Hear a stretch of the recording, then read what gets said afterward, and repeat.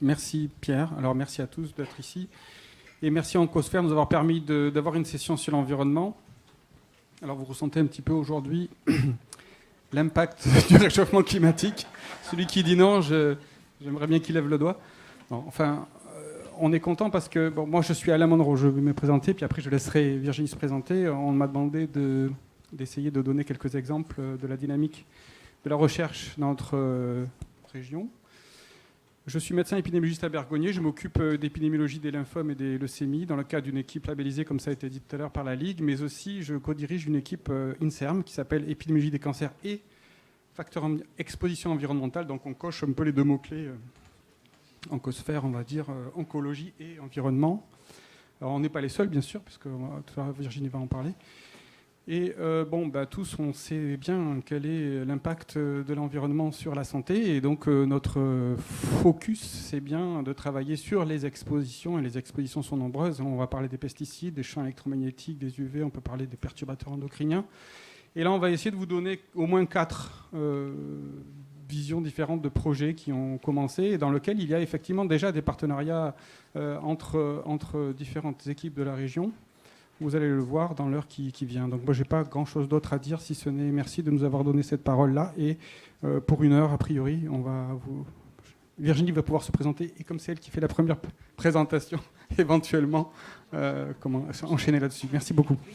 Écoutez, merci. Alors moi, je remplace dans cette modération Jean-Marc Bergeau, que certains connaissent, qui dirige le laboratoire EBI, Écologie, Biologie des Interactions à Poitiers, et qui m'avait demandé initialement de faire une présentation et secondairement de modérer.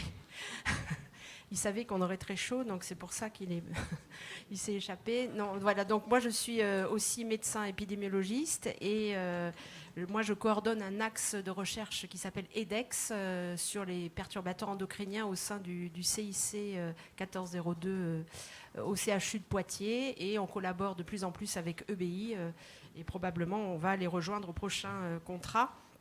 Et effectivement, on est heureux de pouvoir parler de santé-environnement dans cette sphère, même si, vous le verrez, on rencontre énormément de contraintes méthodologiques.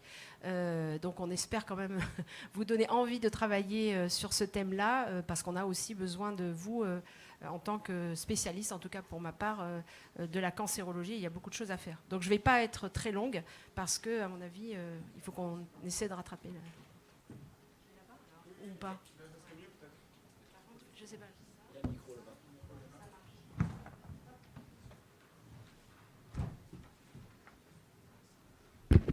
Alors moi, j'ai pas remis la veste, hein, je suis désolée.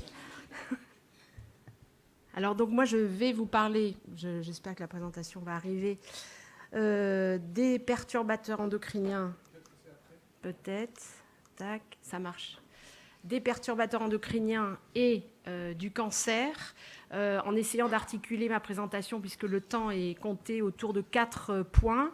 Quelques rappels sur les perturbateurs endocriniens, donc pour ceux pour lesquels il n'y a pas de problème, tant pis pour vous. Et puis c'est peut-être aussi pour vous familiariser à ces molécules qui engendrent un certain nombre de particularités qui nous mettent quelquefois en difficulté. Ce que l'on peut voir aujourd'hui et ce que l'on sait sans être exhaustive sur le lien qui peut exister entre perturbateurs endocriniens et cancer, et insister beaucoup sur 2 aspects que l'on partage notamment avec les autres équipes de la région, que sont la caractérisation ou la meilleure caractérisation de l'exposition des populations, donc ces méthodes dites d'expologie. Et comme vous le verrez, ces molécules ont des effets à long terme complexes, transgénérationnels. On est obligé aussi en même temps, de façon concomitante, et ce n'est pas forcément notre habitude, de pouvoir aussi démarrer des axes de recherche relatifs à la prévention de l'exposition et non pas attendre de pouvoir prouver tous les effets avant de les mettre en place.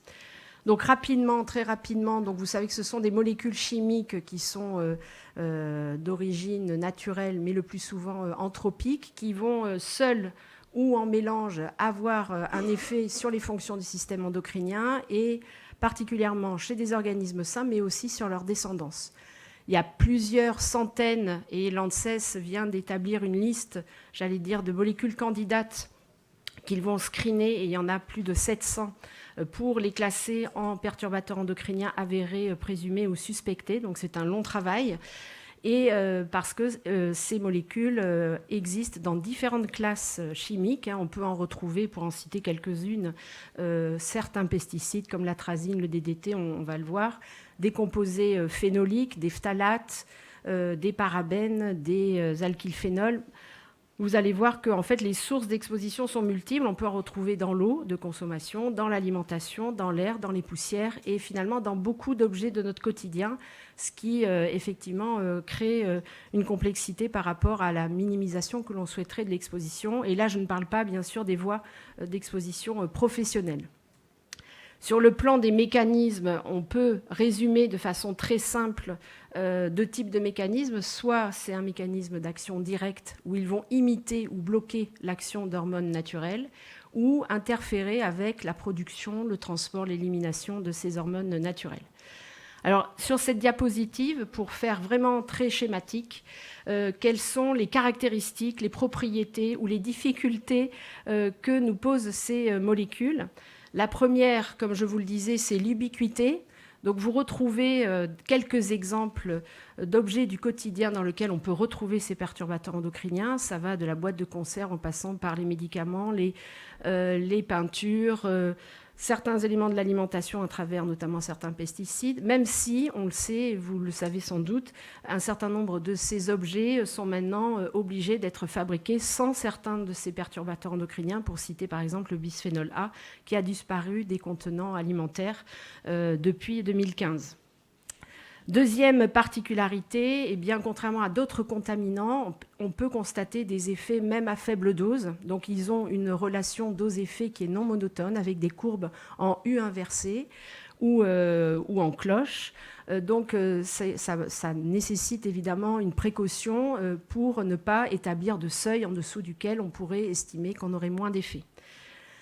Comme vous avez vu, il y a plusieurs molécules qui peuvent coexister, que nous sommes exposés à plusieurs de ces molécules, eh bien, on n'a pas forcément la possibilité de prédire réellement l'effet en prenant le point de vue d'une seule molécule. Et il y a ce que certains appellent, même si ce n'est pas un joli mot, parce que c'est moins c'est un effet mélange ou un effet cocktail dont on ne peut pas forcément prédire les effets, parce que ça peut être à la fois synergique, multiplicatif, additif, et donc ça pose aussi des difficultés pour essayer de travailler sur les aspects santé. Enfin, beaucoup plus important sans doute, au-delà de la dose que l'on essaie d'avoir en termes de traces, eh bien, ce qui est important de comprendre dans ces molécules, c'est que c'est la période qui compte, d'exposition qui compte le plus, parce qu'il y a d'abord une probabilité que l'exposition que l'on peut avoir ne va se traduire en un terme d'effet sur la santé qu'à très long terme. Donc on est un peu effectivement de façon parallèle au cancer. Donc si on veut lier perturbateurs endocriniens et cancer, il va falloir prendre en compte cet effet latence. Et la deuxième chose, c'est que, eh bien, on sait pour un certain nombre de molécules dont je vais vous parler qu'il peut y avoir par des mécanismes épigénétiques des effets transgénérationnels avec des effets observés chez les grands enfants, les petits-enfants, de grand-mère ou de grand-père, de grand-mère en tout cas exposés à ces perturbateurs endocriniens. Alors, quels sont les effets qui sont aujourd'hui suspectés ou reconnus comme étant en lien avec une exposition aux perturbateurs endocriniens ? Beaucoup de travaux ont été faits initialement sur la santé reproductive et donc les troubles de fertilité, mais aussi les pathologies métaboliques, les pathologies aussi cardiovasculaires et du neurodéveloppement, et puis bien sûr, en termes de cancérologie, sur les cancers hormonaux dépendants. Alors, perturbateurs endocriniens et cancers, je me suis juste amusée pour voir en fait quel est le taux de pénétration de cette thématique sur PubMed. Donc vous voyez, depuis le moment où on a mis en place cette définition en 1991 des perturbateurs endocriniens, donc c'est une publication croissante, mais la part des publications qui travaillent sur les deux thèmes est relativement modeste, on pourrait dire. Elle commence à s'améliorer, je vais dire, voilà, depuis ces 5 dernières années. Alors, qu'est-ce qu'on peut, je dirais, vraiment dire aujourd'hui sur ce thème ? Peut-être revenir sur quelque chose que vous connaissez certainement, sur l'affaire du Distilbène, une autre affaire du siècle, on va dire, qui est ce médicament qui a été classé comme cancérigène certain par le CIRC, qui était un médicament donné dans les années 50 à 70 pour prévenir la survenue de fausses couches chez les femmes enceintes, et dont on a découvert que ça augmentait le risque chez les jeunes filles de ces mères ayant été traitées de survenue d'adénocarcinome du vagin. Pour la petite histoire, si on peut dire, sachez que ce Distilbène a été synthétisé en même temps que le bisphénol A, et ils étaient toutes les deux des molécules candidates, et c'est finalement le Distilbène qui a été choisi pour être ce médicament, et on a du coup un peu oublié que le bisphénol A avait cet effet œstrogénique. Ce que l'on sait, si vous voulez voir toute l'histoire de cette molécule, il y a un excellent papier de Fénichel dans les Annales d'endocrinologie qui retrace justement l'évolution et l'exposition aujourd'hui des petits enfants qui ont aussi un risque augmenté d'obésité, de cancer pour ceux qui ont eu leur grand-mère traitée par ce médicament. Deuxième exemple, j'allais dire, ce n'est pas exhaustif de ce que l'on sait aujourd'hui. Donc le DDT, donc un insecticide au départ, qui a commencé à être utilisé dans les années 40, très largement. Et là, c'est une très belle étude épidémiologique qui a pu suivre sur plus de 50 ans les couples mère-fille et a montré par une étude cas témoins nichée dans cette grande cohorte une augmentation du risque de survenue de cancer du sein chez les femmes ayant eu une exposition in utero, donc par le DDT. Et puis plus récemment, beaucoup plus, je dirais, de l'actualité, vous avez sans doute entendu parler des travaux de Luc Multinier qui a montré les effets de l'utilisation du chlordécone et le risque associé de cancer de la prostate, notamment dans les Antilles, chez les traiteurs de plantation de bananes. Au-delà de ça, alors il y a d'autres molécules pour lesquelles on a des données quand même probantes sur ce lien avec le cancer, mais ce qui est intéressant et qui ouvre sans doute des pistes importantes à venir, c'est qu'il y a aussi d'autres molécules à effet perturbateur endocrinien et qui ont été considérées et qui sont considérées comme cancérigènes certains et qui vont avoir des effets sur des cancers qui sont non endocriniens, comme le cancer du poumon ou les sarcomes du tissu mou avec la dioxine de Céveso, qui était repérable au niveau des incinérateurs d'ordures ménagères d'anciennes générations.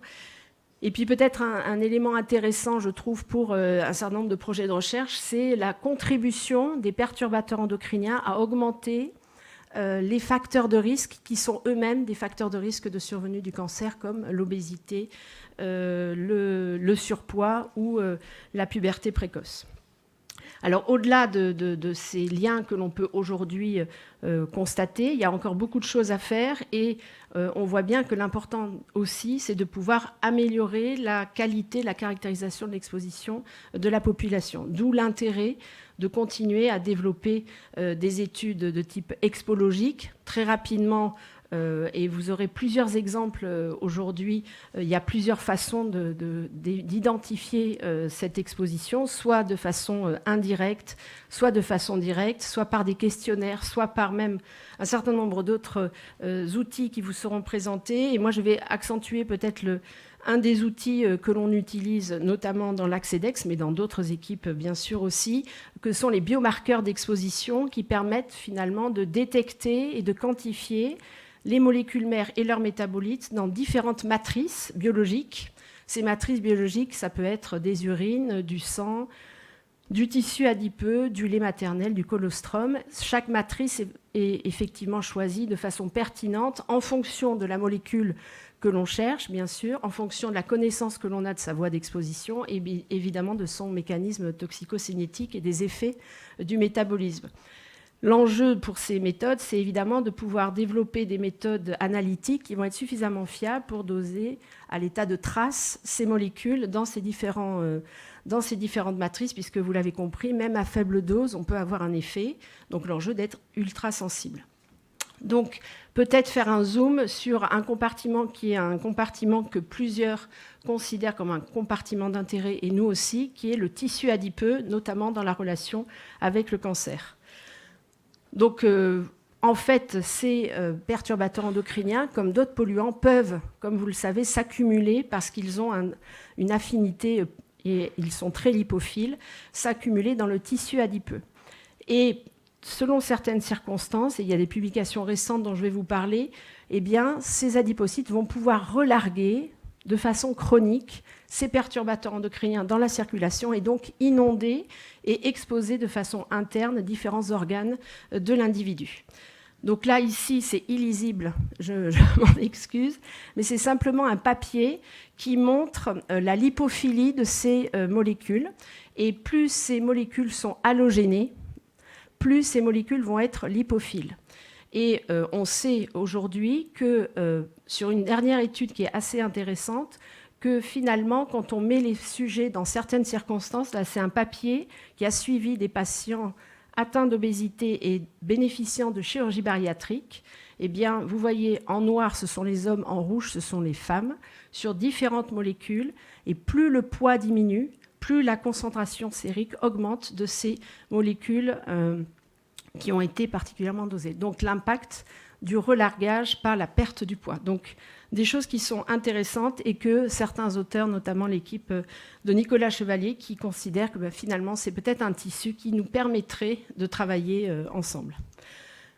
Donc, dans l'Accédex, on a commencé à travailler sur ce thème. On a validé justement des méthodes qui permettent de doser, et on travaille plus particulièrement sur des composés halogénés que sont les dérivés chlorés du bisphénol A, qui ont justement une lipophilie assez importante.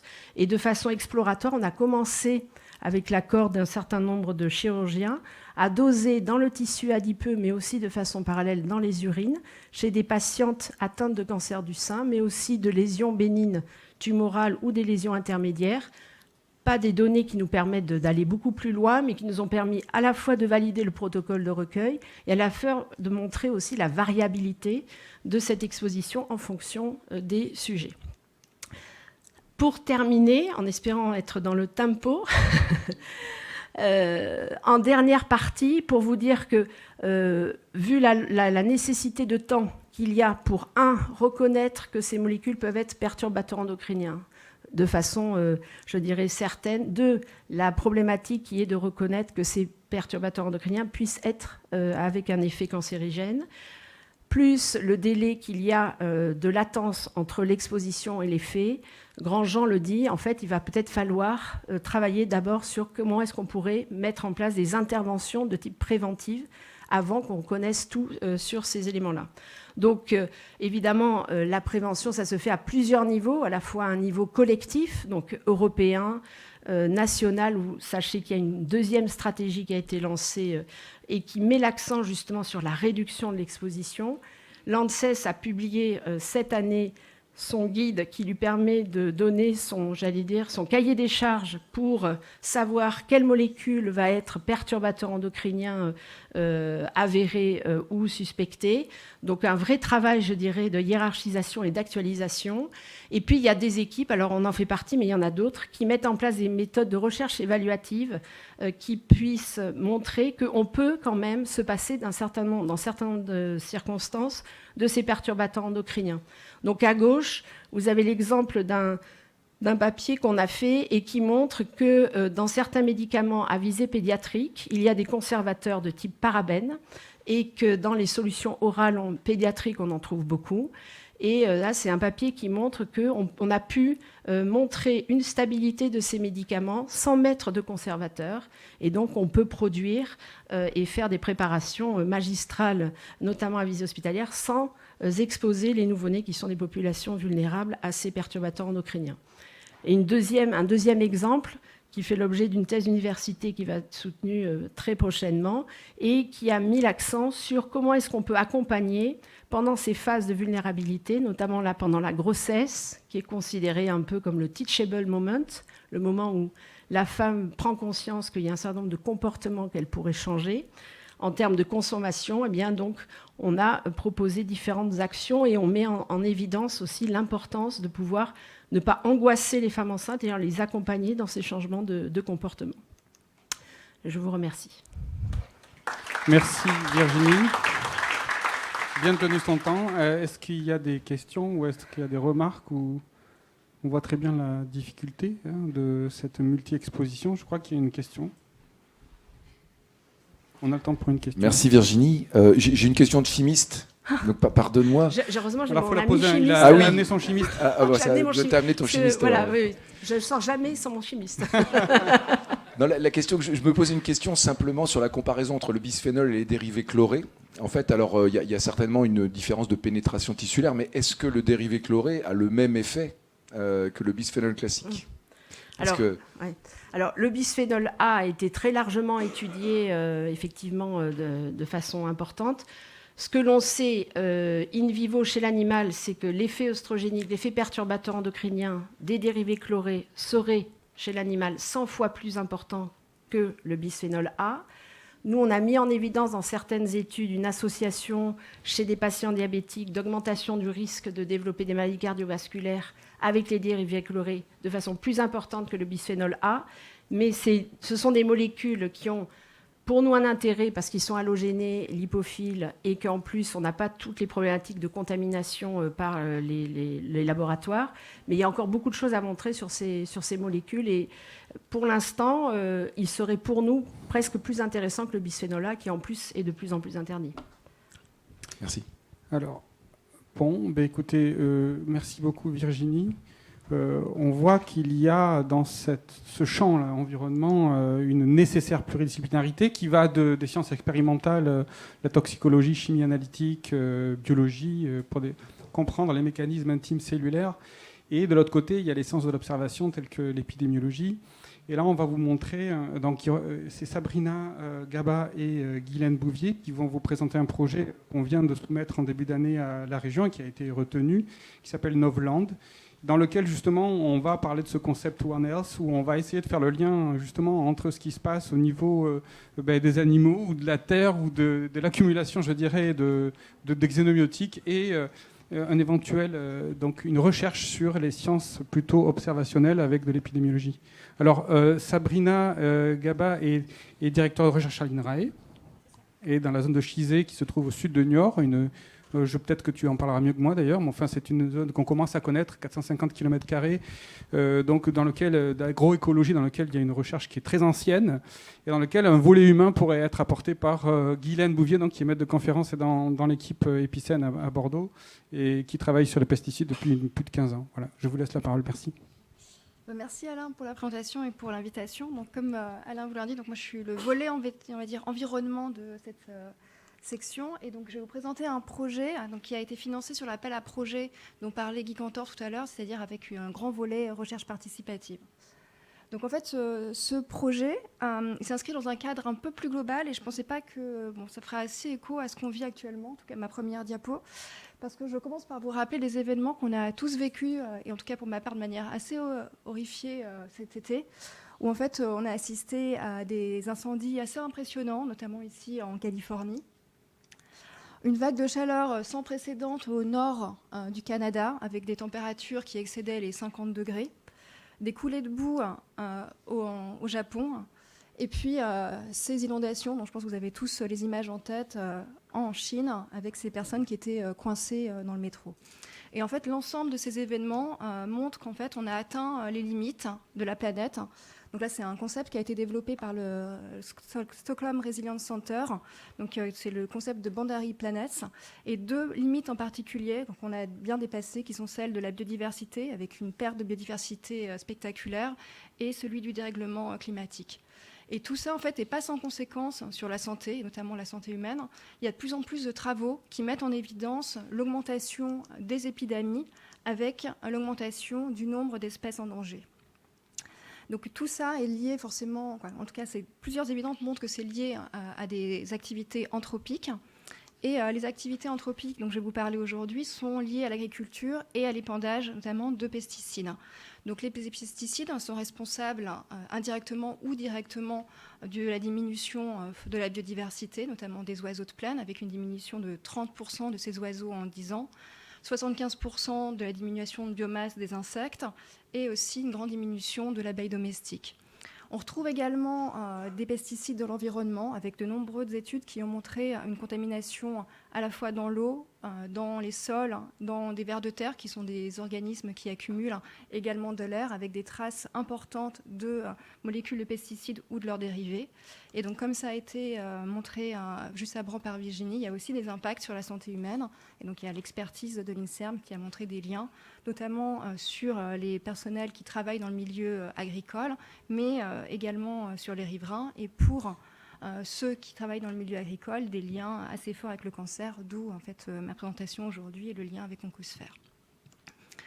Donc en fait, du fait de l'utilisation de ces pesticides et donc de ces effets négatifs sur l'environnement, la biodiversité et la santé, il y a eu énormément de plans au niveau national qui ont été mis en place, également des politiques publiques, et notamment depuis le Grenelle de l'environnement en 2008 avec le plan Ecophyto, Ecophyto 1, Ecophyto 2, Ecophyto maintenant 2+. Actuellement, on a aussi la loi Egalim. Et pourtant, malgré, donc là ça fait plus de 10 ans maintenant, l'ensemble de ces plans, on s'aperçoit que la vente et l'utilisation des pesticides n'a pas diminué, avec même une augmentation assez importante de plus de 20% entre 2017 et 2018. Et ce qu'on observe aussi, c'est que parmi les ventes de ces produits, on a une large part des produits qui sont vendus qui contiennent des substances CMR, mais ça représente plus de 20% des produits qui sont vendus. Donc tout ça, en fait, ça questionne, c'est comment est-ce qu'on peut enclencher une transformation de notre système agroalimentaire, c'est-à-dire comment est-ce qu'on peut aller vers une sortie des pesticides tout en préservant l'alimentation. Donc comme je viens de le dire, en fait, les actions et les politiques publiques jusqu'à être présent se sont concentrées sur les agriculteurs avec une volonté de changer leurs pratiques et notamment de réduire l'intensité de gestion et l'intensité d'usage de pesticides. Donc ce que nous, on a voulu faire dans le projet Novland, c'était vraiment de changer totalement de vision, de changer totalement de paradigme et de plus s'adresser simplement aux agriculteurs, mais de s'adresser à l'ensemble des citoyens en entrant par cette question de la transformation du modèle agroalimentaire et de l'usage des pesticides au travers du prisme de l'alimentation et de la santé et en tenant compte de l'environnement. Donc on s'inscrit clairement dans le concept de One Health ou EcoHealth. Donc on a un consortium qui rassemble des disciplines scientifiques très diverses qui vont de l'agroécologie à l'expologie, l'épidémiologie humaine, la psychologie, les sciences de gestion et l'écologie. On a également des économistes. Et en fait, on va réaliser un projet de recherche qui est transdisciplinaire. Ça veut dire qu'on va engager avec nous des acteurs non académiques. Et donc, les habitants de ce territoire, qu'ils soient agriculteurs ou non agriculteurs, seront partie prenante de notre projet. Alors, ce que je vais vous présenter maintenant, en fait, cette petite zone ici, c'est le site en fait, où ce projet va se réaliser. Donc, comme l'a dit Alain, c'est un site de 450 km² qui se situe au sud de Niort. Donc, c'est la zone atelier Plaine et Val de Sèvres. C'est un label qui est donné par le CNRS. Et sur ce site, en fait, on suit depuis 28 ans maintenant l'usage des sols. Donc, en fait, chaque petite couleur que vous voyez ici, c'est l'occupation des sols. Donc, par exemple, vous allez avoir une couleur qui va vous donner les informations, comme quoi ça va être du blé, ou ça va être du colza ou du tournesol. On a également un suivi de la biodiversité et, j'en reviendrai aussi, un suivi des exploitations agricoles, savoir si elles sont en agriculture biologique ou conventionnelle, et par des enquêtes, des itinéraires techniques des agriculteurs. Donc ce projet Novland, il a deux grands axes. Donc un premier objectif qui va être de caractériser les effets des pesticides sur la santé globale du socio-écosystème agricole. Et là, en fait, on va utiliser une approche novatrice qui va être de décliner sous la chaîne pression, exposition, impact, à la fois les éléments qui vont toucher à la santé des humains, la santé des non-humains, donc ici on va s'intéresser aux oiseaux, et la santé de l'environnement. Dans le deuxième volet, on va s'intéresser à l'implication des citoyens dans la conception de solutions pour réduire l'usage des pesticides. Et ici, en fait, on va utiliser des approches complémentaires, donc des approches expérimentales qui vont engager les agriculteurs dans des expérimentations qui vont viser à réduire leur usage de pesticides, et également des ateliers où on va réunir à la fois des agriculteurs et des consommateurs non agriculteurs autour de cette question de changement de pratique autour de l'alimentation. Donc tout ça va être dans l'objectif de construire ce qu'on appelle une cohorte partenaire. Donc on va étendre en fait la notion de patient partenaire à la cohorte. Je reviendrai là-dessus plus tard. Et donc on va effectuer un suivi à long terme des conséquences d'exposition aux pesticides. On va concevoir par la conception participative des solutions pour réduire l'utilisation et les impacts des pesticides, et dans un but d'analyser l'impact des changements de pratiques de comportement alimentaire, mais également de pratiques agricoles sur la santé globale, le socio-écosystème. Donc maintenant, je vais vous décliner assez rapidement en fait, les étapes de cette première axe, donc caractérisation des effets des pesticides. Donc tout d'abord, on va avoir une étape qui va s'intéresser à quantifier la pression en produits phytosanitaires de la zone d'étude. Donc pour ça, on va commencer par une étape, on va dire macro, où on va caractériser en fait le territoire au travers des exploitations en agriculture biologique et en agriculture conventionnelle, ce qui va nous permettre en fait de sélectionner des villages où l'agriculture est plus ou moins importante en agriculture biologique. Un élément qui est important à mentionner, c'est qu'en fait sur ce territoire, on a des zones où on n'a pas du tout d'agriculteurs en agriculture biologique, jusqu'à des zones où on a quasiment 100% d'agriculture biologique. Et donc sur des zones de 10 km², on a normalement une exposition aux pesticides qui sera moindre sur le territoire. Dans une deuxième étape, on va aller beaucoup plus finement en fait, sur la caractérisation de cette pression aux produits phytosanitaires au travers de 5 moyens donc, qui vont nous permettre de caractériser les molécules qu'on va suivre. Donc la première étape, ça va être de s'intéresser aux molécules qui sont le plus utilisées par les agriculteurs sur la zone. Donc on dispose d'une base de données de 3000 enquêtes réalisées depuis 2006. On va ensuite s'intéresser aux molécules qui ont été retrouvées sur la zone d'étude dans différentes matrices, que ce soit du nectar, du pollen, des abeilles, du sol, de l'eau ou de l'air. On va aussi s'intéresser aux molécules qui sont vendues et achetées sur la zone d'étude, mais également dans le sud des Deux-Sèvres. On va s'intéresser aux molécules qui ont un impact, dont en fait on connaît l'impact fort sur la santé, et également celles qui ont une rémanence importante. Donc l'ensemble de ces données vont nous permettre en fait, de cartographier la pression à l'échelle du territoire. Donc pour ça, en fait, on va utiliser des méthodes qui ont déjà été utilisées par Niklas Moring, qui fait partie du consortium.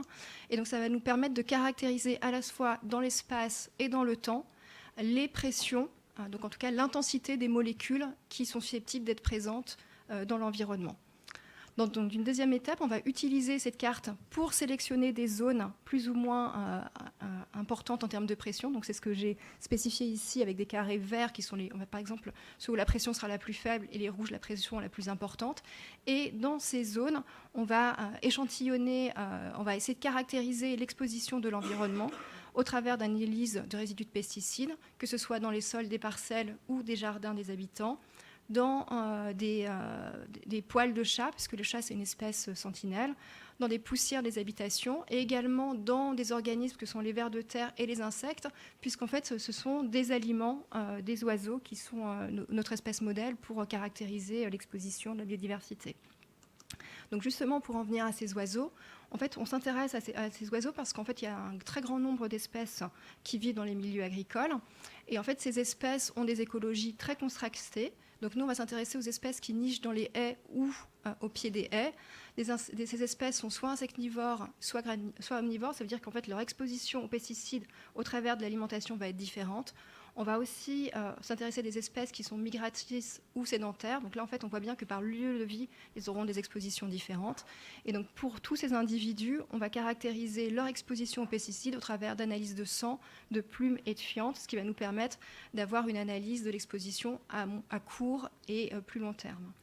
On va aussi étudier les impacts de cette exposition aux pesticides sur ces organismes au travers de différentes mesures qui vont nous permettre d'estimer les effets sublétaux sur l'appariement, sur la résistance aux pathogènes et sur l'investissement à la reproduction. Je vais laisser du coup Guylaine présenter la partie humaine.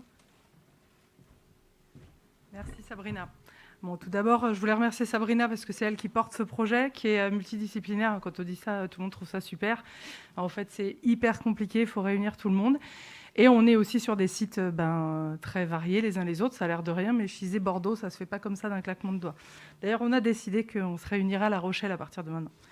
Voilà, enfin, bon, c'est une blague, mais c'est vrai que c'est sympa et c'est au milieu. Donc tout ça pour dire que dans la construction, quand même, bon, nous, on arrive dans le projet.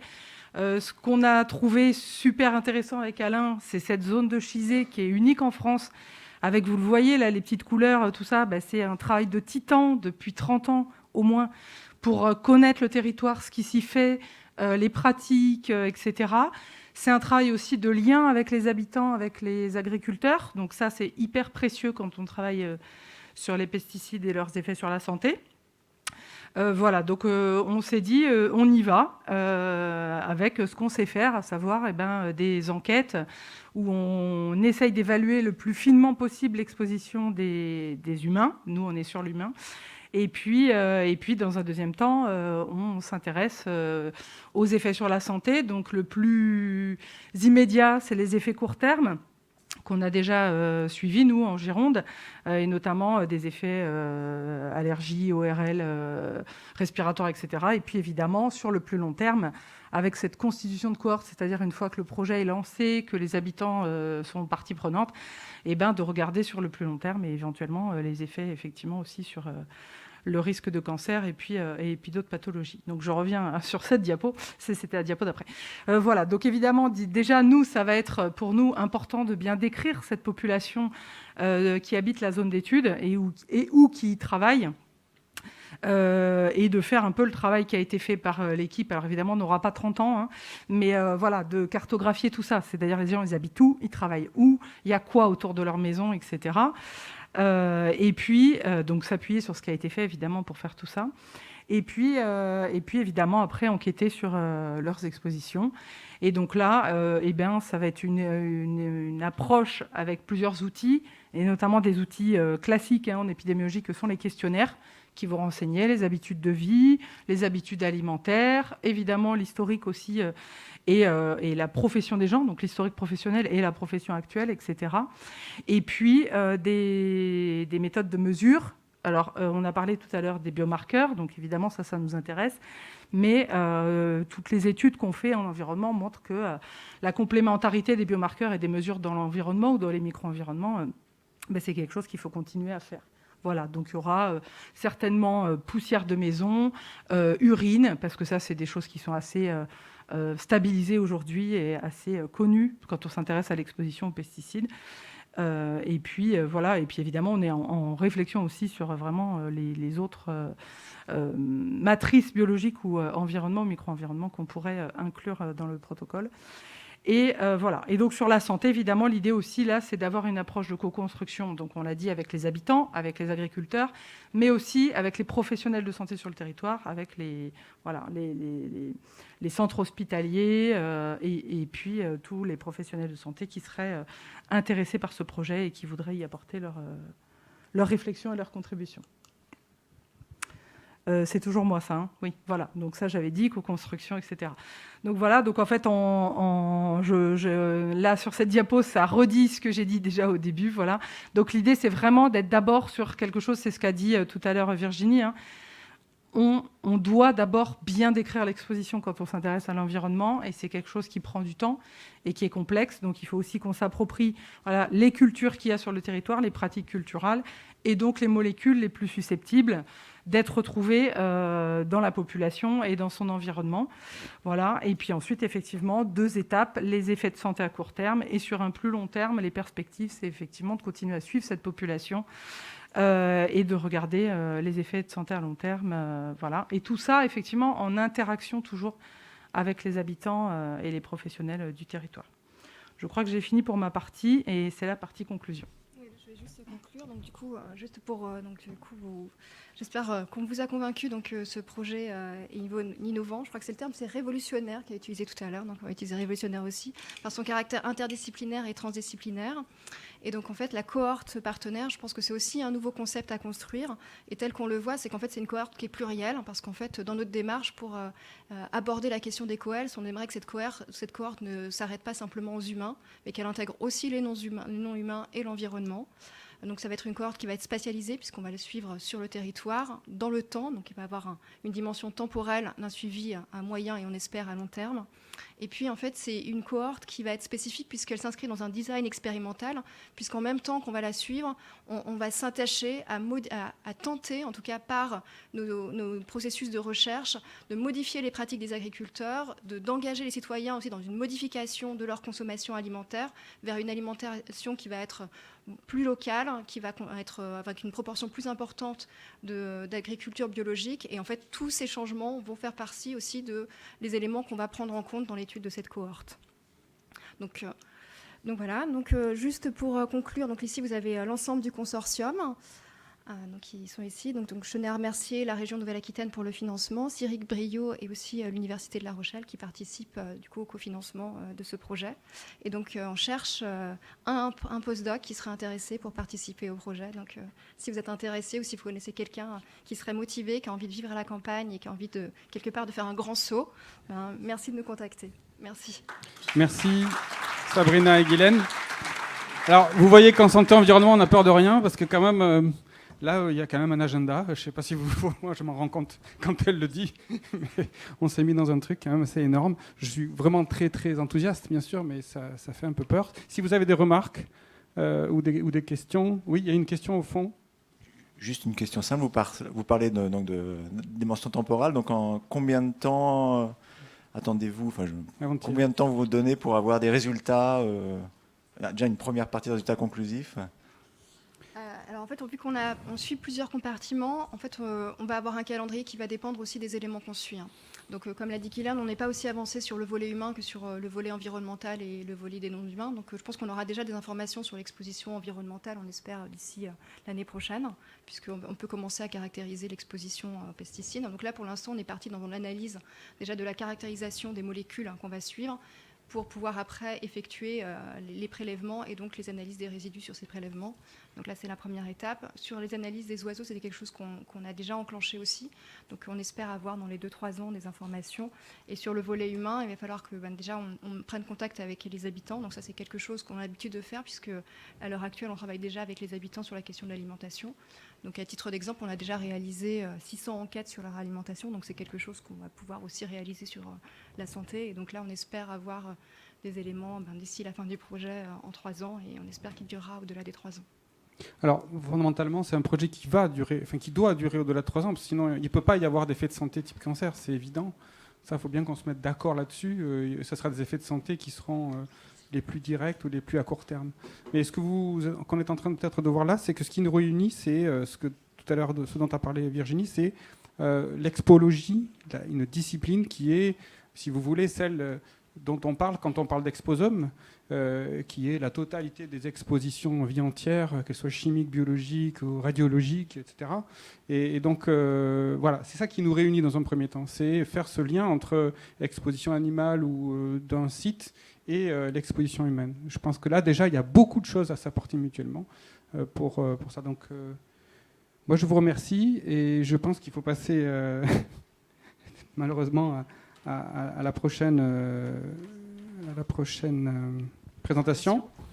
Et donc là, c'est Blandine Vaquier, qui est docteur en santé publique et bientôt en médecine, qui va nous parler. Donc il y a une expertise dans le domaine de l'épidémiologie environnementale depuis un certain nombre d'années, 15 ans, surtout sur les rayonnements ionisants.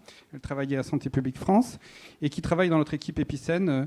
Donc là, elle va vous présenter un des points qui est d'ailleurs dans l'équipe labellisée Ligue, qui en fait concerne la surveillance sanitaire et la recherche visant à étudier le lien entre hémopathie maligne et exposition environnementale au niveau national. Alors là, sur les pesticides, les UV et les champs électromagnétiques. Et l'idée, je pense que la partie que tu vas présenter, c'est Géocaphyto, peut-être ? Tout à fait. Ouais. Oui. Donc c'est en fait, donc là, c'est plutôt l'exposition résidentielle aux pesticides. Donc c'est pas professionnel, mais résidentiel. Voilà. Merci, Blandine.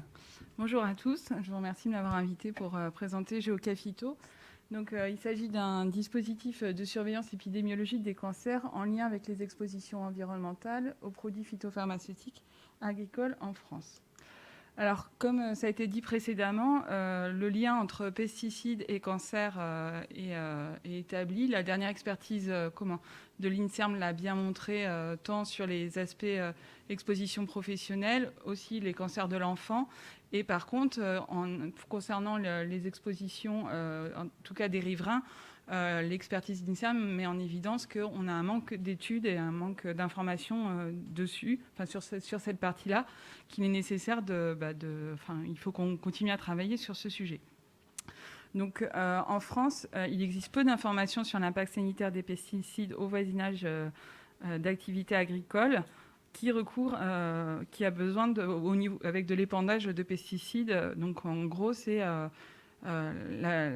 quel est l'impact sanitaire pour les riverains qui habitent à côté d'une culture qui utilise des pesticides.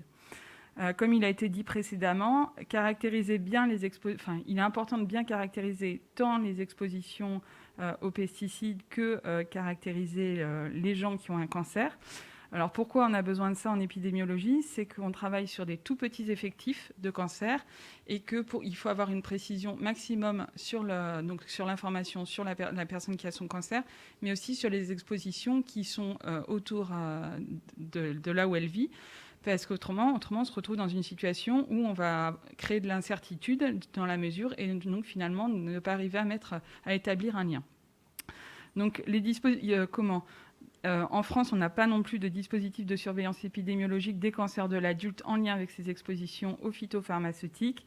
Et les données qu'on a actuellement sur l'usage des phytopharmaceutiques à une échelle fine, c'est-à-dire à l'échelle de la parcelle, cette information-là, on ne l'a pas non plus en France. Donc là, quand on a développé ce projet avec Alain, on s'est heurté à un problème, c'est-à-dire comment on va caractériser cette exposition aux phytopharmaceutiques, vu qu'on peut avoir une information qui a une échelle relativement large. En France, les agriculteurs ont un cahier, doivent remplir un cahier sur lequel ils doivent dire le jour, sur l'indication de la parcelle sur laquelle ils travaillent, le type de phytosanitaire qu'ils doivent mettre, le vent. Et cette information-là, ils doivent la garder réglementairement 5 ans. Actuellement, ces cahiers ne sont pas informatisés, donc on n'a pas cette information-là. Et donc, on est parti sur un indicateur indirect de l'exposition aux phytosanitaires, qui sont les cultures agricoles. Et donc, pour ça, on s'est tourné vers l'IGN, qui dispose d'informations précises. Donc, ils sont capables, à 20 cm près, de fournir une information sur le type de culture sur un territoire qui est relativement limité en France, parce qu'on n'est que sur 8 départements, on a cette capacité-là. Donc l'idée de GeoCaphyto, c'est de mettre en place ce dispositif de surveillance épidémiologique des cancers de l'adulte. Alors pourquoi de l'adulte? C'est qu'en fait, il existe déjà un dispositif qui existe chez les enfants, qui s'appelle GeoCap Phyto, et qui permet d'avoir cette information. Donc nous, on s'est dit qu'on allait partir ils font 0-15 ans, ils ont une surveillance de 0 à 15 ans, et donc nous, on a dit qu'on partait de 15 ans et plus. Voilà. L'idée, donc, c'est de caractériser l'exposition individuelle à une échelle spatiale fine. Donc, on va partir à l'échelle de la parcelle ou de l'adresse du lieu d'habitation en fonction du design d'études qu'on utilise. Alors, le caractère novateur de GeoCaphyto, c'est qu'on va utiliser l'intelligence artificielle pour avoir une information sur les cultures agricoles. Donc ça, c'est l'IGN qui fait un énorme travail dessus. Et l'idée, c'est de renseigner en France, en fait, cette information à 20 cm près. C'est des campagnes de mesure qui sont réalisées une fois à peu près tous les 10 ans, parce que c'est des campagnes qui coûtent très très cher. Et donc, généralement, c'est payé par la région ou payé par les départements. C'est des avions qui passent à très basse altitude, qui prennent des photos, et après, il y a un traitement par des humains qui retrace toute la cartographie sur l'ensemble du territoire. Et donc l'idée, c'est à partir des pigments, des pixels de couleur des photos, c'est de reconstituer sur une période plus longue l'information, et de pouvoir le faire sur d'autres départements pour avoir une information plus précise sur le type de culture. Donc là, on commence par vigne et verger. L'information sur les cancers, on l'a via les registres de cancer du réseau Francim, donc avec une couverture de 25 départements qui permet de suivre plus de 18 millions d'habitants Et cette base de données fournit 1,3 million individus qui ont eu un cancer. Et ça permet d'appuyer les politiques publiques sur la mise en place d'actions de santé publique. Et donc ce projet est financé dans le cadre d'Ecophyto, qui est porté par le ministère de l'Agriculture. Alors, donc comment cette étude elle fonctionne ? En fait, on va utiliser 2 designs d'études, un design cas témoin et un design écologique. La population qui va être suivie, ce sont les adultes de 15 ans et plus, en population générale. Et donc les données sanitaires qu'on va utiliser, donc c'est tous les nouveaux cas d'hémopathie maligne dans un premier temps sur la période 2006-2016, donc issus du réseau Francim. Donc avec des données donc ces 8 départements, c'est les données pour lesquelles on a une information via l'IGN, qui est l'occupation du sol, et donc ça concerne la Gironde, toute la région Poitou-Charentes, la Vendée et la Loire-Atlantique. Pour les autres départements du registre, actuellement, ces données OCS ne sont pas disponibles. Mais l'idée, c'est, avec l'intelligence artificielle, de pouvoir étendre cette zone, la couverture du suivi. On recueille pour tous ces cas la date de naissance, le sexe, la date de diagnostic, le code morphologique et topographique du cancer et l'adresse de résidence au moment du diagnostic.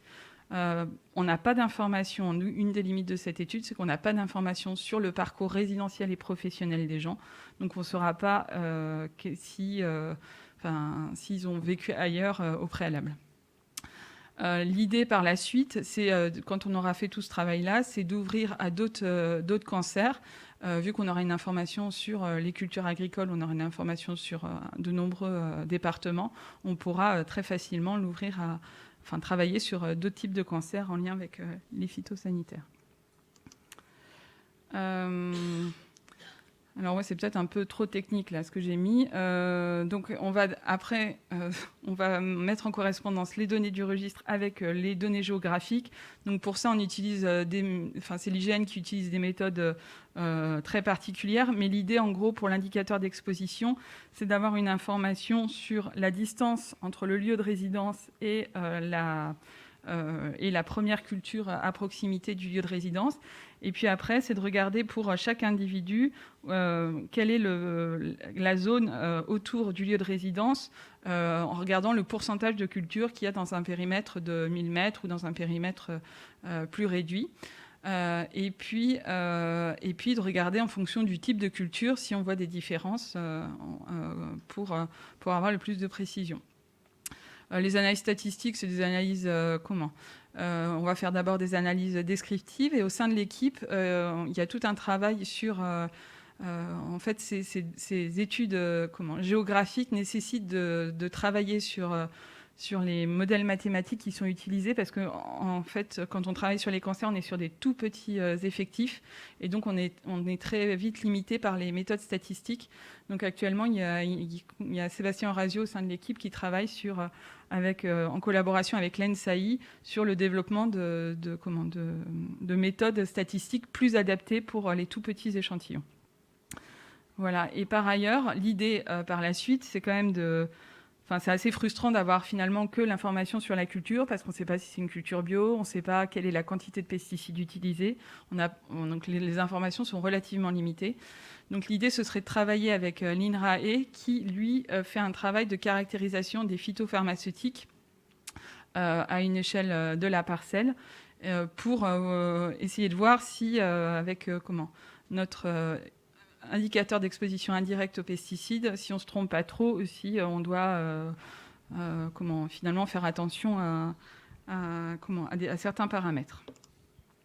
Alors les résultats attendus, c'est d'améliorer les connaissances sur la relation exposition-risque en tenant compte des facteurs d'exposition qui sont une part de l'exposome dont on parle beaucoup en ce moment via les cofacteurs d'exposition aussi. Donc on va tenir compte de d'autres facteurs type installation nucléaire, type autoroute, d'autres facteurs qui peuvent jouer sur ces paramètres. ce qu'on aimerait aussi, c'est que ce dispositif puisse s'appliquer à d'autres pathologies ou d'autres cancers, en tout cas que les hémopathies malignes, et puis de mettre à disposition ces bases de données pour qu'on puisse travailler plus largement sur d'autres thématiques. En conclusion, ce projet, alors c'est pareil, c'est un projet pluridisciplinaire. Donc c'était une des conditions pour lesquelles, pour avoir ce financement, il fallait que ce soit une équipe pluridisciplinaire. Donc il y a l'épidémiologie, des gens de la santé publique, de la géomatique, des mathématiques et de l'informatique qui sont impliqués dans le projet. L'originalité du projet, c'est que ça fait appel à des méthodes d'intelligence artificielle via du deep learning. Donc c'est pas, on en parle beaucoup en ce moment, mais c'est pas si simple que ça à mettre en œuvre. Mais c'est intéressant de travailler dessus. Et puis actuellement, pour la suite, ce sera un dispositif inédit en termes de surveillance épidémiologique, car ça n'existe pas jusque-là. Voilà, je vous remercie de votre attention. Merci. Merci Blandine. Alors, juste, je ne sais pas si on a une question, mais ce qu'on peut dire, c'est qu'il ne peut pas y avoir de recherche en santé et environnement sans avoir des données de surveillance. J'espère qu'on l'a dit, matraqué, répété. Les données de surveillance, c'est les données de surveillance sanitaire. On voit que ce n'est pas si simple d'attraper tous les cancers et rien que des nouveaux cancers. Et ça, c'est le rôle des registres. Et deuxièmement, la surveillance, justement, l'expologie dont on parle depuis le début de la session. Je vais laisser la parole à Virginie.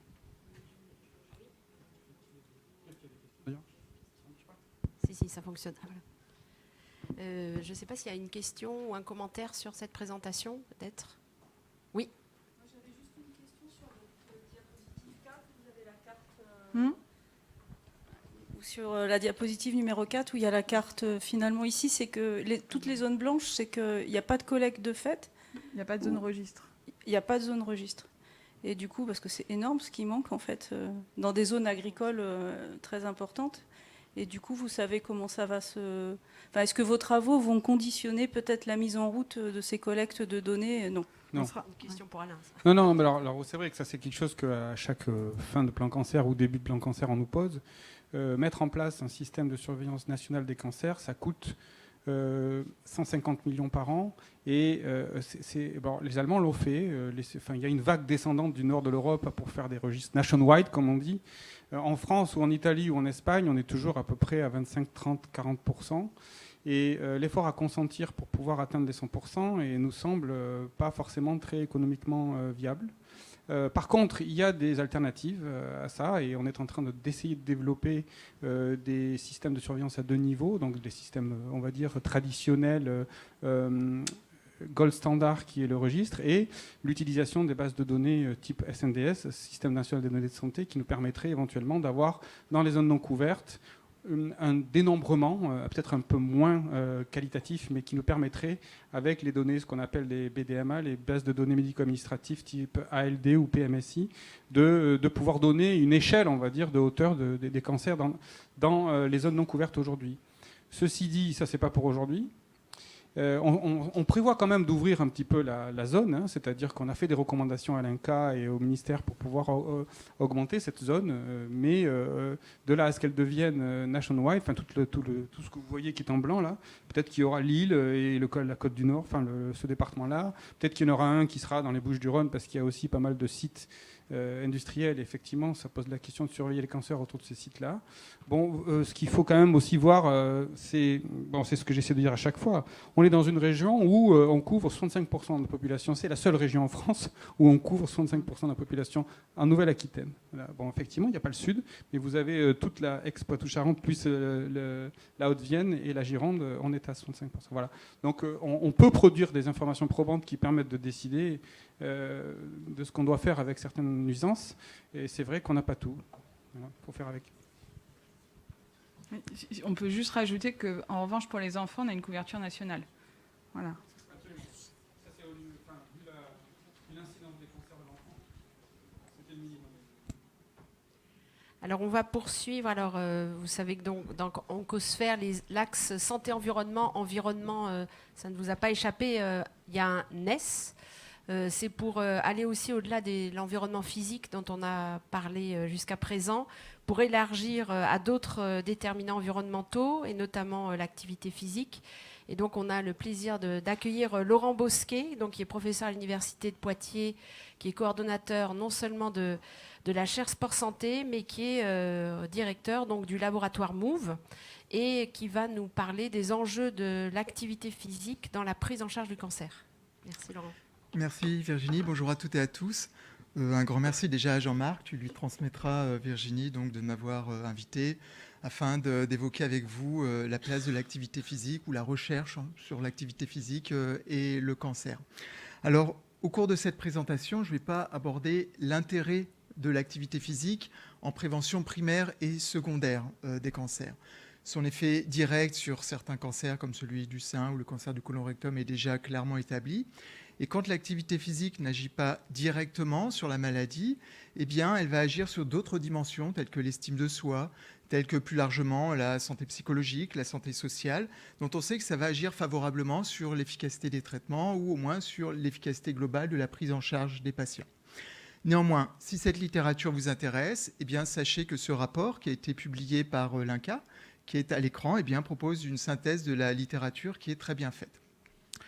Au cours de cette présentation, je vais plutôt présenter d'autres activités de recherche dont on parle un peu moins, qui vont s'intéresser à l'accompagnement des patients au quotidien, et puis qui vont s'intéresser également à l'aménagement du territoire, afin qu'il puisse évoluer dans un environnement sain. Bon, on vient d'en parler très largement avec les 3 présentations qui ont précédé, mais aussi surtout un environnement qui va leur permettre d'adopter durablement un mode de vie physiquement actif, ce qui va contribuer, bien entendu, à la prévention des rechutes et puis de façon générale à la prévention des maladies chroniques. Comme vous le savez, eh bien, les traitements du cancer vont altérer de façon plus ou moins importante le fonctionnement de la plupart des organes. Et les conséquences, une des conséquences principales de ces traitements, eh bien, ça va être un niveau de fatigue très élevé, associé à une capacité d'adaptation qui va être largement diminuée. Alors cette problématique de la fatigue, elle n'est pas nouvelle pour les cliniciens. Ils le gèrent au quotidien et puis ils font le maximum, bien sûr, pour accompagner malgré tout les patients. Comme vous voyez dans cette enquête qui a été publiée donc, en 1998, elle date, mais les résultats sont toujours d'actualité. C'est une enquête qui a été réalisée auprès de 419 patients et 205 professionnels de santé. Et elle s'intéressait à la place de la fatigue dans leur quotidien. Et vous voyez, 78% de ces patients considéraient que la fatigue affectait leur quotidien de façon très importante. Et peut-être résultat encore plus significatif, 61% des patients considéraient que la fatigue affectait plus leur vie que la maladie en tant que telle. Alors en dessous, vous avez quelques-uns des aspects de la vie qui sont affectés. Et ce que l'on peut retenir, c'est que 12% d'entre eux voulaient mourir tellement leur niveau de fatigue était élevé. Donc on voit bien cette place centrale de la fatigue dans le quotidien des patients. Alors, qu'en est-il des professionnels de santé qui ont été interrogés également dans cette enquête ? Bien sûr, encore une fois, ils le savent, ils en sont conscients, ils font le maximum au quotidien. Mais on voit quand même qu'il y a un décalage, puisque seulement, entre guillemets, 26% d'entre eux considéraient que la fatigue affectait plus la vie des patients que le cancer en tant que tel. Alors, les auteurs ont proposé une explication possible pour expliquer ce décalage, qui est que, vous voyez, les 3/4 des patients considèrent que la fatigue, ça fait partie du processus. Et du coup, ils ne s'en plaignent pas. Mais pour autant, il faut vraiment qu'on garde à l'esprit que la fatigue, c'est vraiment ce qui occupe le quotidien de ces patients et un niveau de fatigue très élevé. Bien sûr, ça va être, cette fatigue, le point de départ d'un certain nombre de conséquences qui vont altérer de façon très significative la qualité de vie et l'espérance de vie de ces patients. Une des premières conséquences, ça va être bien sûr une modification des habitudes de vie, en particulier l'activité physique. Donc on va observer une diminution de la dépense énergétique, et qui va faire le lit d'un déconditionnement physique plus ou moins important. Ce déconditionnement physique va concerner la masse musculaire, donc on va observer une sarcopénie plus ou moins importante, il y a une grande hétérogénéité interindividuelle, et cette sarcopénie associée à d'autres déconditionnements plutôt cardiovasculaires ou métaboliques, eh bien, va mener petit à petit éventuellement vers la perte d'autonomie. Donc tout cela, bien sûr, va interagir et va diminuer l'efficacité de traitement et, comme je le disais, eh bien, affecter de façon importante la qualité de vie et l'espérance de vie de ces patients.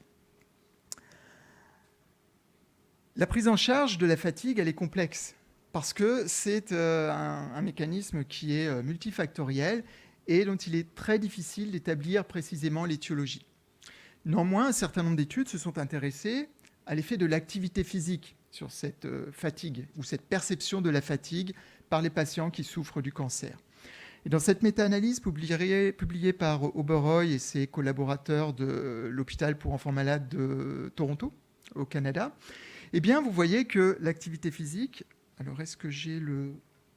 Non, c'est pas ça, le pointeur. Bon, je le vois pas, c'est pas grave. Vous voyez que l'activité physique va avoir un effet positif sur la perception de la fatigue. Donc, c'est le point le plus bleu, en bas à gauche. Et ce, quelle que soit la dominante de ces programmes d'activité physique, que ce soit des programmes plutôt à dominante cardio-respiratoire, neuromusculaire, ou des programmes qui combinent les deux modalités d'intervention. Dans cette méta-analyse publiée par Amy Dennett et ses collaborateurs de Melbourne, en Australie, eh bien, bon, d'une part, ils confirment les données de la méta-analyse précédente, et surtout, ils établissent une relation quantité-bénéfice entre l'intensité de l'activité physique et l'impact que l'on peut avoir sur cette perception de la fatigue. En d'autres mots, eh bien, il faut atteindre une intensité d'activité physique ou d'exercice quand même assez élevée pour espérer obtenir cet effet bénéfique, que ce soit pour la perception de la fatigue, mais aussi de façon générale pour obtenir les adaptations qui vont permettre de prévenir l'apparition de maladies chroniques ou de choses comme cela. Donc, si je résume la situation d'un patient, en fait, c'est une personne qui, si elle veut que son programme ou sa prise en charge soit efficace, va devoir utiliser quand même des intensités élevées, sans non plus que ce soit les intensités maximales, mais des intensités élevées, alors qu'elle est elle-même dans une situation où elle a un niveau de fatigue qui est très élevé. Dans une certaine mesure, eh bien, on peut faire le parallèle avec les athlètes de haut niveau. Avant d'être sous les feux de la rampe et éventuellement de gagner des titres, comme c'était le cas cet été, eh bien, ces athlètes de haut niveau, ils s'exposent à des charges d'entraînement, à des doses d'activité physique très importantes. Et le parallèle que l'on peut faire avec les patients, c'est qu'eux-mêmes ont une capacité d'adaptation ou une marge de progression qui est très très faible. Et pour progresser, malgré cela, ils vont devoir mettre en place des charges d'entraînement très intenses, très importantes, alors même que leur niveau de fatigue au quotidien est très élevé. Les athlètes de haut niveau, dans la plupart des sports, pas tous, ce sont des fatigués chroniques. Donc, on voit bien le parallèle que l'on peut faire avec les patients. Pour autant, ils réussissent à battre des records, ils réussissent à gagner des titres. Donc, ils ont développé des stratégies qui leur permettent de gérer cette situation et, malgré tout, eh bien, d'être en mesure de mobiliser la plus grande partie de leur potentiel. Alors, quelles sont les leçons que l'on peut tirer justement de ce que font les athlètes de haut niveau pour la prise en charge des patients ? Je vais l'illustrer avec le programme D-Day, qui est un PIA que je coordonne avec la chaire, qui est destiné à accompagner l'équipe de France de natation pour préparer les Jeux Olympiques et Paralympiques de Paris en 2024, afin d'optimiser les 3 dernières semaines de cette préparation pour espérer qu'ils seront en mesure de mobiliser vraiment le maximum de leur potentiel le jour J. Que l'on soit un athlète, que l'on soit un patient, que l'on soit n'importe qui, il faut savoir qu'à chaque fois qu'on fait de l'activité physique, de l'exercice, eh bien, ça va agir sur 2 grandes dimensions. La première dimension, ça va être la fatigue. On va augmenter le niveau de fatigue, ce qui va être l'élément déclencheur d'un certain nombre d'adaptations qui vont nous permettre d'améliorer le niveau de condition physique. Et d'un point de vue mathématique, et ce sont des modèles qui sont vérifiés dans le quotidien de la haute performance, eh bien, la capacité de performance, elle est tout simplement égale à la différence entre les deux. Quand le niveau de fatigue et le niveau de condition physique est élevé, la différence est faible et je ne suis pas en mesure de mobiliser vraiment pleinement mes ressources. En revanche, quand je suis capable d'identifier les stratégies qui vont me permettre de diminuer au maximum le niveau de fatigue tout en maintenant le niveau de condition physique, et encore une fois, je demande de faire le parallèle avec les patients, eh bien là, la différence entre les deux va être importante et c'est à ce moment-là qu'on va atteindre ces pics de performance. Pour ce faire, il y a différentes stratégies. Celle qui est la plus utilisée consiste tout simplement à diminuer la dose d'entraînement pour être moins fatigué. Dans cette méta-analyse qu'on a publiée il y a quelques années déjà, eh bien, on montrait tout simplement que la stratégie la plus efficace pour les athlètes de haut niveau, c'est de diminuer le volume d'entraînement, donc la dose d'activité physique de 50% environ lors des 2 dernières semaines qui mènent aux grandes compétitions, tout en maintenant l'intensité et la fréquence des entraînements, puisque c'est ce qui va permettre de maintenir les adaptations. Ce qu'a montré clairement la recherche depuis, alors j'ai pas de pointeur, ça ne va pas être évident à détailler, mais je vais vous donner simplement les conclusions de ces figures, c'est que premièrement, bien sûr, cette adaptation de la dose, elle doit dépendre du niveau de fatigue. Si je ne suis pas fatigué, il n'y a pas d'intérêt à diminuer beaucoup. Par contre, si je suis très fatigué, il faut diminuer de façon très importante pour récupérer. Et ce que montre clairement la recherche, notamment dans des études interventionnelles avec les triathlètes de l'équipe de France, c'est qu'il y a un niveau de fatigue à partir duquel, eh bien, il ne suffira pas de diminuer la charge d'entraînement. Ça ne sera pas suffisant pour récupérer et il faudra y associer d'autres méthodes pour espérer diminuer ce niveau de fatigue. Donc, c'est l'objectif de Didet qui est résumé sur cette diapositive. La première étape, elle consiste à identifier tous les outils qui vont pouvoir être utilisés pour estimer le niveau de fatigue et catégoriser le niveau de fatigue. Ce sont des physiologistes, des biomécaniciens, des psychologues également, qui collaborent, où l'objectif, là, c'est de valider les marqueurs, de vérifier leur sensibilité à la fatigue, et puis après de les intégrer dans des modèles qui ressemblent à des tableaux de bord, qui permettent de suivre la fatigue au quotidien. Où là, on va y associer des spécialistes de gestion de données, des statisticiens et des spécialistes de traitement de données de masse.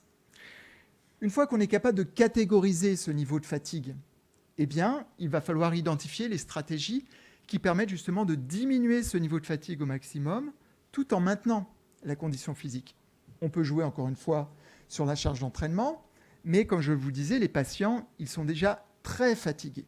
Donc pour eux, ça ne va pas être un levier si important que cela, le fait de diminuer l'activité physique. Puis on a des effets seuils qui font que si on diminue de trop, on ne va pas progresser déjà, et puis surtout, on va s'exposer au déconditionnement, au désentraînement, puis au déconditionnement. Donc on va jouer sur d'autres méthodes, sur lesquelles je pourrais éventuellement revenir, qui vont nous permettre de moduler la réponse inflammatoire, de moduler la douleur, de moduler également l'architecture du sommeil ou la quantité de sommeil, tout cela interagissant pour finalement faciliter la récupération et diminuer ce niveau de fatigue. Une fois qu'on a identifié ces leviers et qu'on a optimisé leur modalité de prescription, les doses optimales, eh bien après, il faut l'intégrer aux routines des athlètes. Et là, peu importe qu'on soit athlète, que l'on soit patient, que l'on soit monsieur et madame tout le monde, on sait que c'est toujours très compliqué de changer d'habitude, d'adopter de nouvelles habitudes. Donc là, ce sont plutôt des spécialistes de psychologie sociale qui vont intervenir. Et comme le soulignait très bien Anaximandre, donc c'était un philosophe grec contemporain de Thalès, enseigner ou éduquer, puisqu'on peut parler d'éducation thérapeutique, quand on parle de l'utilisation de l'activité physique pour la santé des patients, eh bien, enseigner, éduquer, ça n'est pas remplir un vase à coups d'arguments en disant il faut faire ça parce qu'on sait que c'est ce qui est plus efficace dans votre situation, etc. C'est plutôt allumer un feu, c'est créer des émotions, c'est mettre en place des activités qui vont mettre la personne en mouvement et qui vont vraiment, par le plaisir qu'elles vont provoquer aussi, eh bien, l'inciter à adopter justement de nouveaux comportements. Donc là, encore une fois, c'est un champ de recherche sur l'activité physique, la santé, le cancer, dans lequel s'investissent beaucoup de collègues. Donc comme je disais, ce sont des psychologues, des spécialistes également de psychologie sociale, qui vont s'attacher à identifier les freins au changement de comportement. Ces freins peuvent être physiques, ils peuvent être psychologiques, ils peuvent être environnementaux également. Et ensuite, eh bien, ils vont identifier les leviers qui sont importants si on veut lever ces freins et faciliter l'adoption de nouveaux comportements chez les sportifs comme chez les patients. Donc ça peut être des aspects psychologiques comme les sentiments d'auto-efficacité, d'autodétermination, donc sentir qu'on en est capable et sentir qu'on est vraiment à l'origine de la décision et que ce n'est pas quelque chose qui nous est imposé de l'extérieur. L'accompagnement fait partie des leviers, donc ce qui va supposer bénéficier déjà de professionnels. Donc il y a toute une problématique sur la formation, bien entendu. L'éducation des proches, les pairs. Et puis enfin, il y a l'aménagement du territoire. Et cet aménagement du territoire, c'est un autre champ de recherche qui, lui, va fédérer d'autres spécialités telles que des géographes, spécialistes d'aménagement du territoire, des économistes, des épidémiologistes, des spécialistes de sciences de gestion. Sur cette figure, vous avez par exemple, pour illustrer cette problématique de l'intérêt de l'aménagement du territoire, eh bien, le diagramme qui est proposé par l'INCa pour la prise en charge par l'activité physique des patients. une fois que le diagnostic est posé. Bon, un élément important, vous voyez sur la deuxième ligne, c'est déjà la recommandation, c'est de commencer dès le début du parcours de soins. Et on sera d'autant plus efficace. Ensuite, à partir du diagnostic qui est établi, et qui est un diagnostic qui ne repose pas que sur la maladie, mais aussi sur des aspects psychologiques, motivationnels, etc., il y a différentes stratégies qui sont proposées. Et ces stratégies renvoient vers des professionnels différents ou des structures d'accueil différentes sur les territoires. Donc, ce type de fonctionnement, il fonctionne très bien. Enfin, de dispositif, il fonctionne très bien. D'accord ? Mais vous voyez tout de suite la complexité de la mise en place sur un territoire. Si on est sur un territoire urbain, a priori, on dispose de toutes les ressources. Et là, l'enjeu, ça va être simplement de créer des synergies entre les acteurs pour qu'ils se mobilisent et qu'ils le mettent en place. Mais comment on fait quand on est sur un territoire rural, éloigné de ces ressources ? Donc là, on voit que c'est beaucoup moins évident. Or, la Nouvelle-Aquitaine, c'est un territoire qui, en grande partie, est rural, voire très rural. Donc, la région s'est emparée de cette problématique et a mis en place le dispositif PEPS. C'est la figure qui est à gauche, je ne vais pas la détailler. C'est tout simplement une reformulation du diagramme que je vous ai présenté avant de l'INCa. PEPS, ça veut dire prescription d'exercice pour la santé. Et ce dispositif est très utilisé par les oncologues qui réfèrent beaucoup de patients très tôt, dès que le diagnostic est posé. Donc, il y a des exemples réussis dans la région. Limousin Sport Santé 86, Côte Basque Sport Santé, qui émargent dans ce réseau des maisons Sport Santé. Mais globalement, il faut reconnaître que c'est un déploiement qui est très hétérogène. Et il y a beaucoup de zones dans lesquelles ce dispositif n'est pas du tout développé. À partir de là, on a mis en place ce projet de recherche avec la chaire qui s'appelle iKitty in Motion. C'est une collaboration internationale dont l'objectif, c'est d'accompagner les territoires qui souhaitent développer des politiques publiques de promotion de la santé, de promotion de l'activité physique, en les outillant par exemple avec des dispositifs qui n'existent pas à l'heure actuelle encore, d'évaluation d'impact sur la santé ou d'évaluation d'impact sur les inéquités en santé. Donc vraiment les outiller pour qu'ils puissent développer ces politiques publiques. Donc là, ce sont des collaborations entre les différentes universités de la région, des universités étrangères également, et des spécialistes, donc, comme je disais, de géographie, d'aménagement du territoire, d'économie, de sciences de gestion, etc. Donc pour conclure sur la recherche qui concerne l'activité physique et le cancer, vous voyez que c'est un spectre qui est quand même assez large. Il y a un certain nombre de laboratoires qui vont s'intéresser à l'efficacité du traitement, activité physique, qui vont par exemple décrire les mécanismes qui sous-tendent cette efficacité, qui vont s'intéresser également aux interactions qu'il peut y avoir entre les adaptations cardio-respiratoires ou neuromusculaires que l'on obtient grâce à l'activité physique et les traitements. On a ensuite des laboratoires qui vont plutôt s'intéresser à l'optimisation de la prescription dans le cadre d'une approche de médecine personnalisée, donc identifier les variables qui vont moduler la réponse à un programme et à partir de là, l'intégrer dans la prise en charge, donc la fatigue, ça en fait partie. Et puis enfin, on a des laboratoires qui s'intéressent à l'observance du traitement. Et dans cette observance, on va retrouver tout ce qui va être aménagement du territoire afin de créer ou de mettre en place des environnements qui facilitent l'adoption d'un mode de vie physiquement actif pour que les bénéfices et les bonnes habitudes soient mis en place de façon durable. Donc c'est un spectre très large, c'est une recherche interdisciplinaire et c'est une recherche également qui est translationnelle. Je vous remercie de votre attention. Merci Laurent. Peut-être laisser une question, la place même. Oui, merci.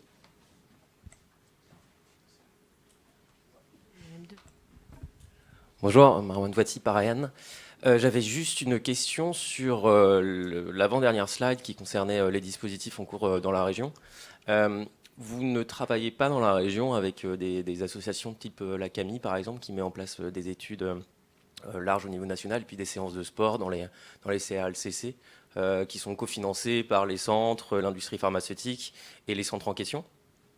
Non, la CAMI est un réseau. Il se trouve que nous, on ne travaille pas spécifiquement sur le cancer. Là, j'illustrais la recherche sur le cancer. Nous, on s'intéresse plutôt aux maladies cardiovasculaires et puis au maintien de l'autonomie au sens large, pas seulement donc, les limitations cardiovasculaires.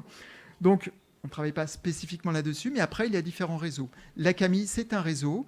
C'est un réseau qui est très intéressant, qui permet des avancées, mais c'est un réseau aussi qui a son propre périmètre.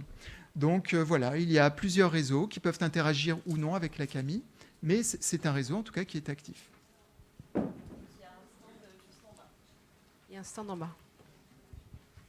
Sébastien, alors ouais. Très court. Ouais, J'espère que ce n'est pas une question de chimiste. Il y a molécules dans la question.